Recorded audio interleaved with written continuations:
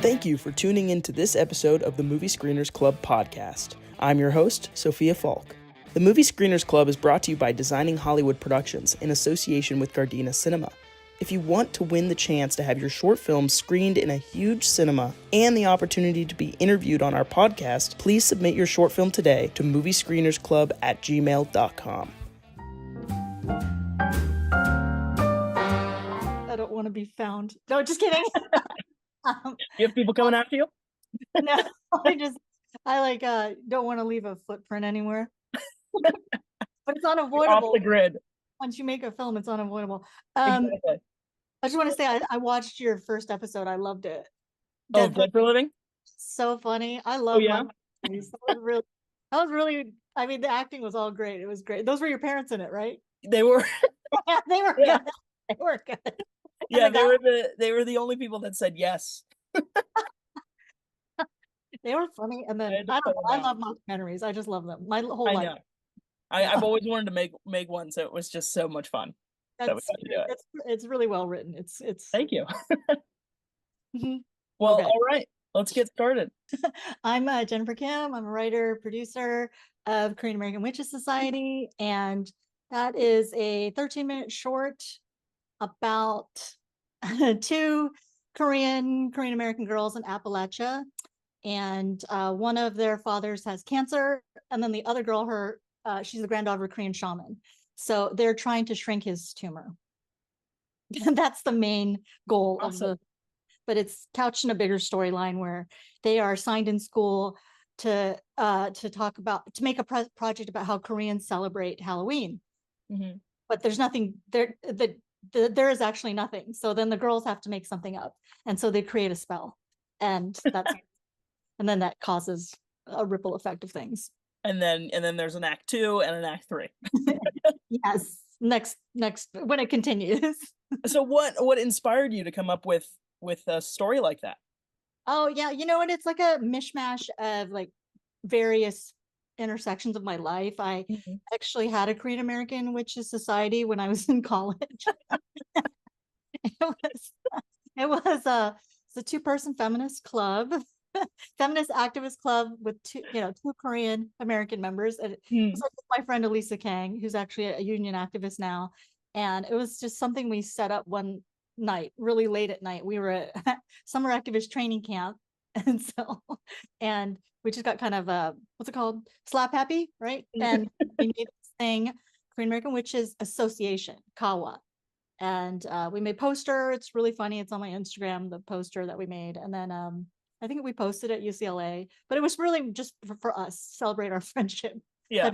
So I had that, and then I was talking to somebody about it, and she was like, "Oh, you got to make that into a story, a film, or whatever, a show." And I was like, "Oh, okay." I really like the Wonder Years. So then I dropped everyone ages down to 12 around there. Actually, junior high was like my best years in school.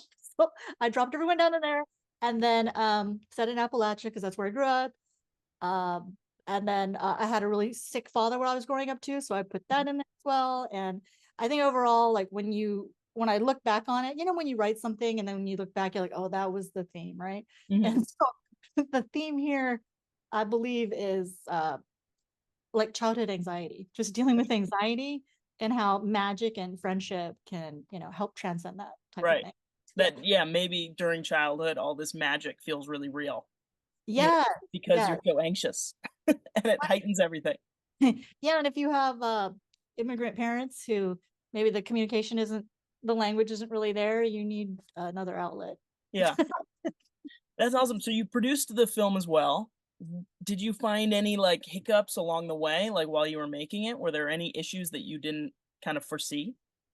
Oh yeah. Well, I produced it with Meta Joyshankar, who's experienced executive producer, and then the director was really hands-on as well. And then we had 2 co-producers, Sylvia and Derek, and associate producer Paul Sand, who was really great. So there was a team, but our pre-production was really short because we weren't.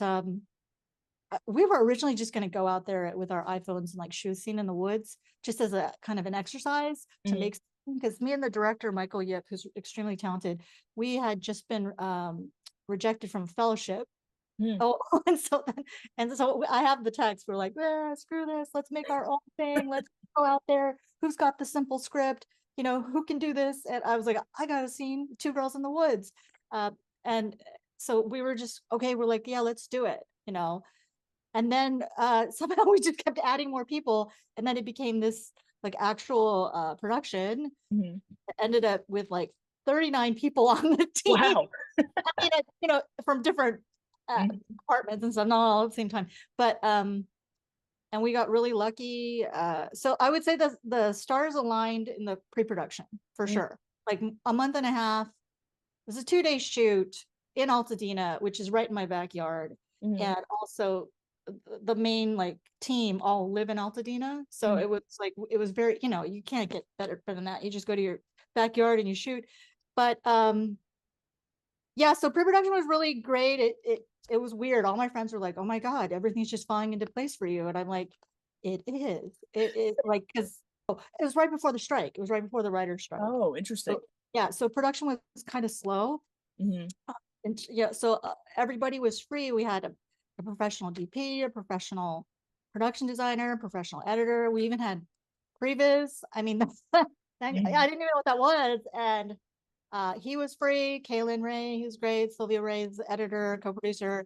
And yeah, they made it into like they elevated it into like a real production. This was my first scripted narrative short. I had made stuff before, but I was more news and documentary and children's programming, so it's not story. So no, where it got tricky was post-production. That's where it got really, because I can go on and on and on, and that's where it got a lot of, like a lot from what, from editing, from special effects? What was the biggest challenge?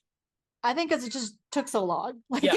There's just, I can just, cause everybody on our team worked pro bono. So to, work around people's schedules and stuff. And then all of this was, I mean, I'm a writer, so production gets really, technical and stuff. So that's, luckily the director and the DP and the editor, they all were really very, very talented, so they could do a lot of that stuff. But it just took a long time. And then preparing for festivals is also new and exciting, but takes a while if you don't, I'm just getting up to speed on doing all these things and figuring out, I guess, film freeway, all that stuff.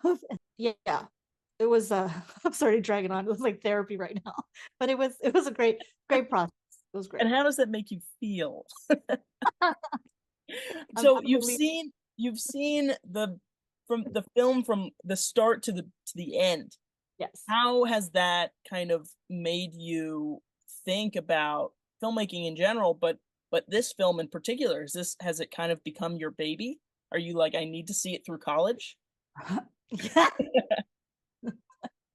We got to go past that. We're gonna go to adulthood, to series, to feature. Where yes, it is pretty much like your child. I mean, there were a lot of people involved. It takes a village, that's for sure. I mean, it really was a massive collaboration. I was really just really surprised and delighted by that. Everybody brought a piece of themselves to this. And I'm used to just seeing my writing on a page, you know what I mean? Just words. Right. I used to be a journalist. I used to be I write personal essays. So I'm used to existing on the page, right? So everybody brought their magic and just elevated that thing. Like I was like, wow, look what you guys made. This is awesome. You made it really beautiful. Our director used to be a fashion designer. So, and yeah, he all along kept saying, this is, I can guarantee this is gonna look beautiful, but it also is very touching. And, he brought a lot of his personal experience as well. And then the production designer, she did a tremendous amount of research in Korean indigenous, like Mudong shamanism stuff. Wow. And then she was able to translate it through a 12-year-old girl's lens, like, and just make this beautiful tree with ribbons on it and lights and then the DP, that was Kat Wilson, and the DP, Jesse Wine. We grew up like in a similar area, and he's Korean American and I'm Korean American. And for two Korean Americans to grow up in Appalachia like Appalachia's huge, right? But different. He didn't really grow up there. He has family there, but he understood the vibe, and so that's what's crazy is Yeah, what are the odds?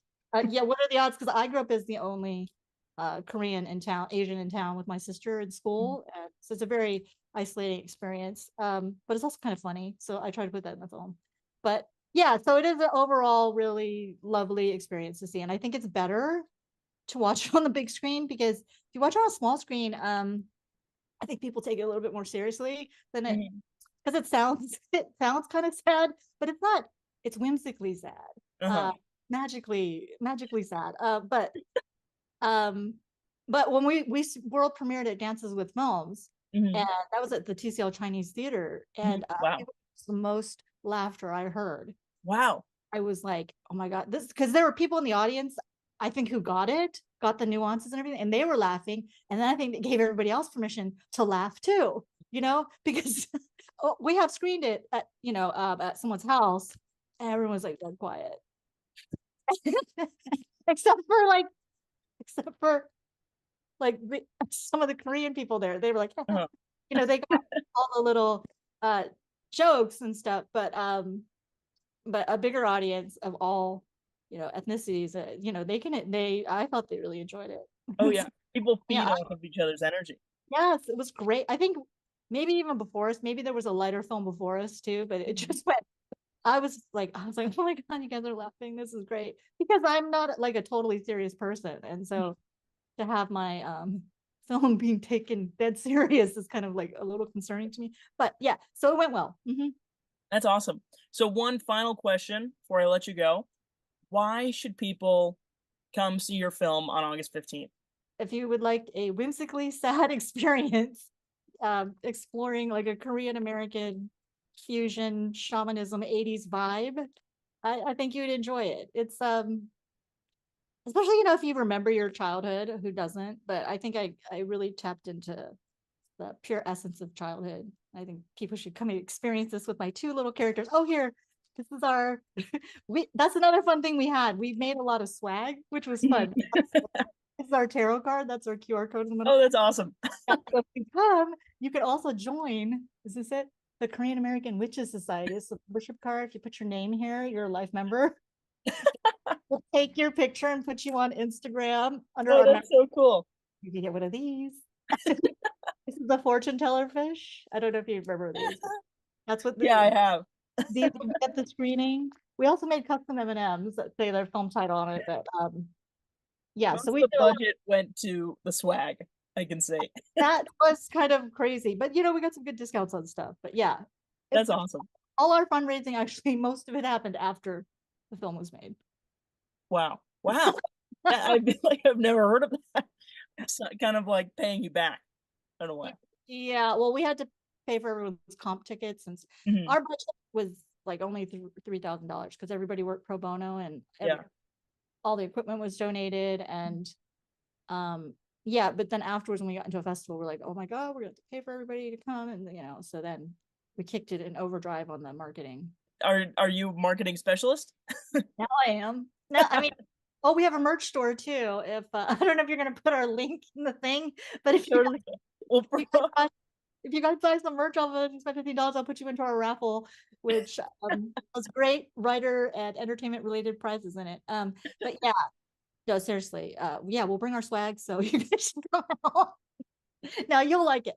It's a beautiful film. It really is. It's very touching. I'm so excited to see it on the big screen. Oh August 15th, Gardena Cinema. Please come see Korean American Witches Society. Sounds like it's magically sad and fun. Yes. It's I welcome you all to come, and I can't wait to see you guys. And I'm thank you for having us. I'm really excited. Also, because I'm Korean, and Gardena Cinema is owned by Korean Korean families, so I'm like, it's a whole Korean affair. Another thing aligning. I was like, this is exciting. Well, thank you so much, Jennifer. I love talking to you. Yeah, thank you, Sophia. Okay. I'll meet you in person August 15th. Yes, for sure. Okay, thank you. Thank you. Bye-bye. The Movie Screeners Club is produced by Designing Hollywood Productions in association with Gardena Cinema. If you want to win the chance to have your short film screened in a huge cinema and the opportunity to be interviewed on our podcast, please submit your short film today to moviescreenersclub@gmail.com. This episode was sponsored by Smoke Break Productions, addictively entertaining.